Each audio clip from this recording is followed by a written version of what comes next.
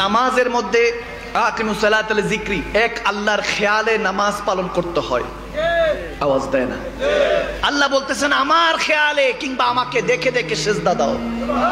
প্রশ্ন হলো, নামাজি ইবাদতে আল্লাহর খেয়াল ছাড়া কারো খেয়াল আনা যাবে না, কিন্তু আমার নবী একদিন সিজদায় যখন নামাজ পড়ছেন, সুবহান রাব্বিল আলা সুবহান রাব্বিল আলা সুবহান রাব্বিল আলা, সাহাবায়ে রাসূলরা সাহাবারাও নামাজ পড়ছেন, 3 বার 5 বার সুবহান রাব্বিল আলা পড়ছেন 7 বার হয়ে গেছে, হাদিসে এসেছে, অনেক জায়গায় এসেছে প্রায় 70 বার হয়ে গেছে।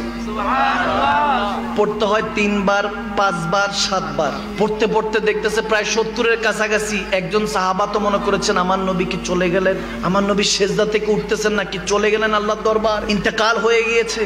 চিন্তা করছেন, একজন তো সিজদা থেকে একটু মাথাটা উঠিয়ে দেখেন নবী এখনো সিজদায়, কিন্তু নবীজির পিঠের মধ্যে ইমামে হোসাইন বসে আছে। আল্লাহু আকবার বলবেন না? জীবনে কত সাওয়ারির কথা শুনেছি, কিন্তু এমন সাওয়ারি কি দেখেছেন? কুল কায়নাতের সরদারের উপরে জান্নাতের যুবকদের সুলতান বসে আছে। আল্লাহু আকবার। তখন সাহাবারা বুঝতে পারলেন যে না, ইমামে হোসাইন বসে আছে, এজন্য হয়তোবা নবীজি উঠছেন না। একটা প্রশ্ন আপনাদের কাছে, নবীজি যখন সিজদায় জুবানের মধ্যে সুবহান রাব্বিল আলা, আমার কথা বোঝা যাচ্ছে? নবীজি সিজদায় জুবানে কি সুবহান রাব্বিল আলা, কিন্তু খেয়ালে হলো হোসাইন নামে না কেন?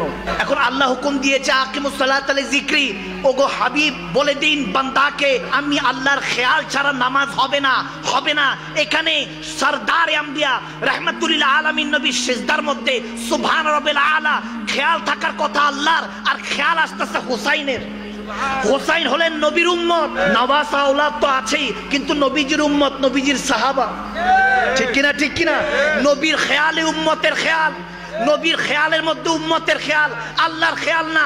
তোমরা যারা বলতে চাও আমার নবীর খেয়াল আল্লাহ সুম্মা মাআযাল্লাহ আস্তাগফিরুল্লাহ, নামাজ ভেঙে যাবে। আরে তুমি শুনে নাও, যখন তুমি দহলিজে 2 রাকাত 4 রাকাতে বসো, আত্তাহিয়াতু লিল্লাহি ওয়াস সালাওয়াতু ওয়াত তাইয়্যিবাত, আসসালামু আলাইকা আইয়ুহান নবী, নবীজির উপরে সালাতু সালাম পেশ করা ছাড়া তোমার নামাজ মুকাম্মেল হবে না। হ্যাঁ, তুমি জিজ্ঞেস করছো যে হুজুর আল্লাহর খেয়াল ছাড়া তো নামাজ হবে না, তাহলে নামাজের মধ্যে নবীর খেয়াল, নবীর আহলে বায়াতের খেয়াল কিভাবে আনবো? আরে আমার আল্লাহ সিস্টেম করে দিয়েছেন, আল্লাহুম্মা সাল্লি আলা সাইয়্যিদিনা মুহাম্মদ ওয়া আলা আলি সাইয়্যিদিনা মুহাম্মদ। আবার ওখানে মধ্যে কামা সাল্লাইতা, ওখানে ইব্রাহিম ওয়া আলা আলি ইব্রাহিম বলে শিখিয়ে দিয়েছেন। সেখানেই শেষ নয়, ওয়া আল্লাহুম্মা বারিক আলা সাইয়্যিদিনা মুহাম্মদ ওয়া আলা আলি সাইয়্যিদিনা মুহাম্মদ। বারবার আমার নবী এবং নবীর আহলে বায়াতের উপর সালাতু সালাম রেখেছে। বান্দা তুমি চিন্তা করছো যে আল্লাহর খেয়াল ছাড়া নামাজ আদায় হবে না, আকীদা পুক্ত করে নাও, আকীদাকে মজবুত করো, নবীর সাথে, নবীর পরিবারের সাথে, আওলাদে রাসূলদের সাথে লাগাও, মন লাগাও, তোমার দিল সিনা মক্কা মদিনা হয়ে যাবে।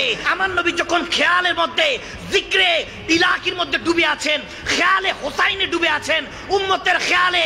আরে যদি ওই দিন নবীর নামাজ যদি না ভাঙে, সুবহান রাব্বিল আলা পড়ার পরও ইমাম হোসাইনের মহব্বতের কারণে যে হোসাইন পড়ে যেতে পারে, এই জন্য সিজদা থেকে উঠছেন না, রাব্বে কারীম জিবরাইলকে পাঠিয়ে দিলেন, বলেন যে তাসবিহ লম্বা করেন, ওগো হাবিব তাসবিহ লম্বা করেন, হোসাইন পড়ে গেলে আমি আল্লাহ কষ্ট পাবো। বুঝা গেল আমার আল্লাহ চায় যে নবীর খেয়ালও থাকুক, আহলে বায়াতের খেয়ালও থাকুক। বান্দা যখন তুমি নবীর খেয়ালে, আহলে বায়াতের খেয়ালে ফানা হয়ে যাবে, তুমি সিজদা দিতে দেরি হবে না, পর্দা হেজাবাত সরে যাবে, রাব্বে কারীম তোমার সামনে চলে আসবে। সুবহানাল্লাহ।